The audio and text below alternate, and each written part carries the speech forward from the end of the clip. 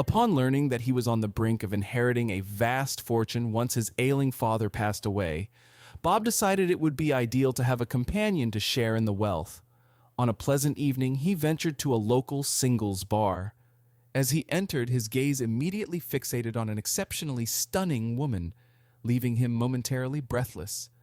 Summoning his courage, Bob approached her and began, "I might seem like just another regular guy, but in a short span, maybe a week or two, my father is likely to pass away, and I will be inheriting a whopping $20 million.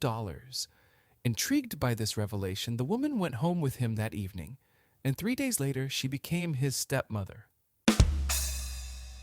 A Roman Catholic priest is en route to Rome when he encounters an old childhood friend, Mary.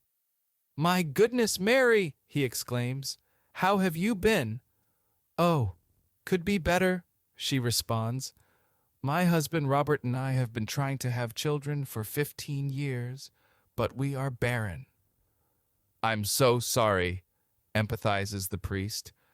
"I'm on a pilgrimage to Rome, and I promised to light a candle for you in the great cathedral."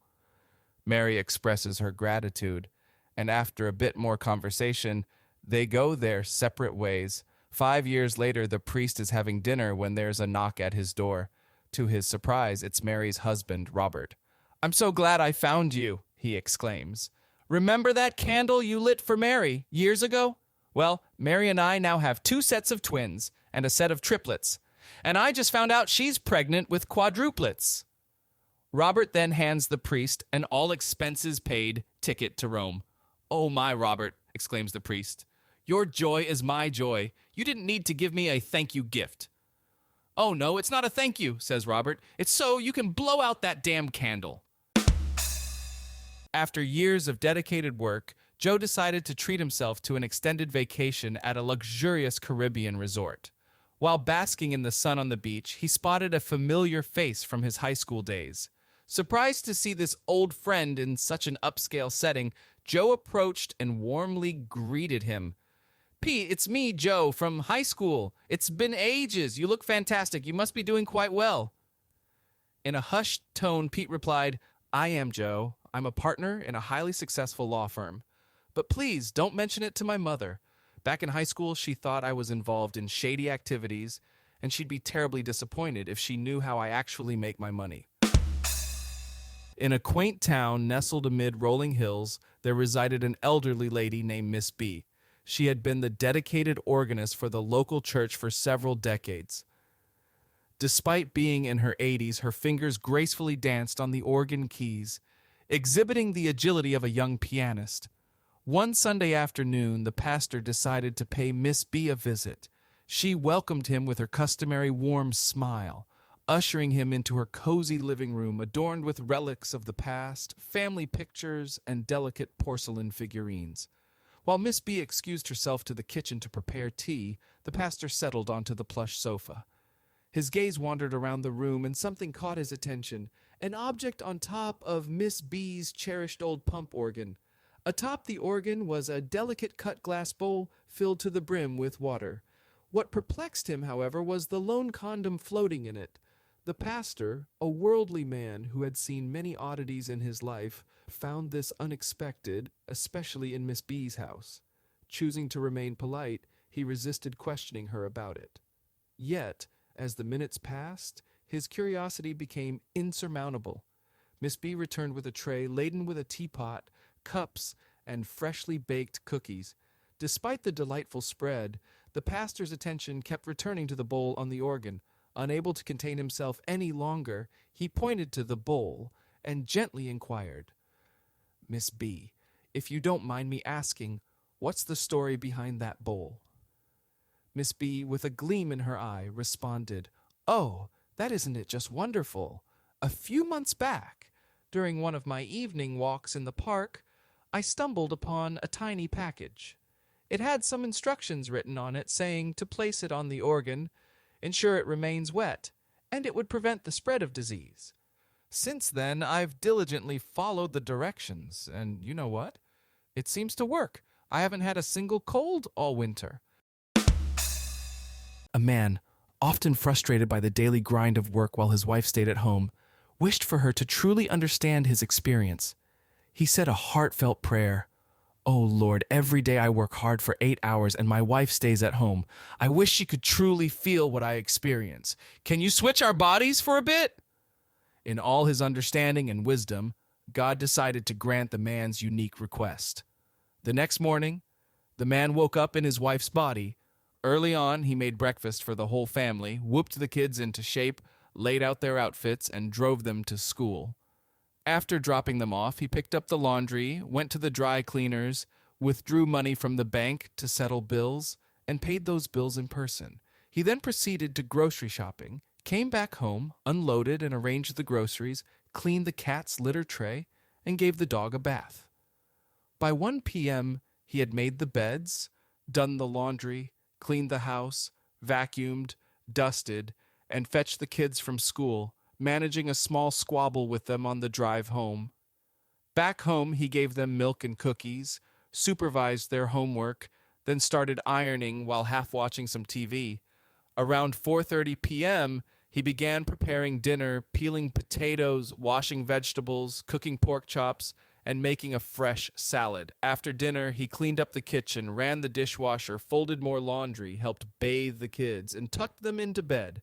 By 9 p.m., he was totally drained, but the day wasn't over yet. He had marital duties to fulfill, which he did, albeit with great effort. Come morning, he was the first to wake up and immediately started praying. "Lord, I was so mistaken. I never understood how challenging my wife's day was. Please, can we switch back?" The Lord responded, "I believe you've learned a valuable lesson, and I'm inclined to grant your request. However, you'll have to wait for about 9 months. Last night you got pregnant." An elderly woman from a small town in Texas heard a knock on her front door. Upon opening it, she found a neatly dressed man with a vacuum cleaner. "Hello, ma'am," he greeted. "Can I show you the newest vacuum model from California?" "It's the best there is." The old woman frowned and said, "No thanks, I don't have extra money for fancy things." She attempted to shut the door, but the man was quick. He put his foot in the door to stop her. "Wait, let me just show you how it works," he insisted. Before she could respond, he poured a whole bucket of messy horse poop onto her clean carpet. "If my vacuum doesn't clean up every bit of this mess," he promised confidently, "I'll eat whatever is left over." The old woman smiled slightly and said, "You better be hungry. Wait here while I go get a spoon." The man looked puzzled and asked, "Why a spoon?" She chuckled and replied, "Because they cut off my electricity this morning." Jim is on the lookout for a job and doesn't mind embellishing some skills to secure one. He believes that once he secures the job, his actual performance will overshadow any concerns about his fabricated abilities. He lands an interview at the Encyclopedia of American History, and things go smoothly, leading him to meet the sales manager. The manager inquires, "Have you sold books before?" Jim confidently responds, "Yep, a lot." And when asked if he knows a lot about American history from studying at the University of Michigan, he affirms, "That's right. I know lots about history." The manager is pleased and proceeds to hand Jim a form to fill out before starting work. Feeling optimistic, Jim starts to whistle and takes a glance around the room, noticing pictures of Washington and Lincoln on the walls. Pointing at the pictures, he remarks to the manager, "Fine-looking men, your partners." During their vacation, a tight-knit group of friends stumbled upon a grand 5-story hotel that caught their attention with a sign proclaiming, "For women only." Since they were on a girls' trip without their significant others, they decided to explore the unique hotel. The welcoming host explained the setup. 5 floors, each offering a different kind of man, and guests could stay on the floor that matched their preferences. Intrigued, the friends ventured to the first floor, where the sign indicated that all the men were assured and quite average-looking. They shared a chuckle, thinking they might find something more appealing on the next floor.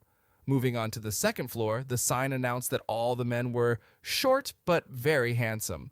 While intrigued, they weren't entirely satisfied and decided to explore further. The third floor sign revealed that all the men were tall but quite plain. After a brief debate, the friends, still seeking the ideal match, moved on to the next level. On the fourth floor, they were met with a sign that seemed perfect. All the men were tall and drop-dead gorgeous.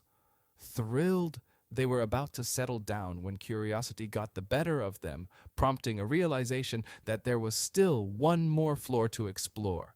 With heightened anticipation, they ascended to the fifth and final floor, only to find a sign that read, "There are no men here." This floor was built only to prove that there is no way to please a woman.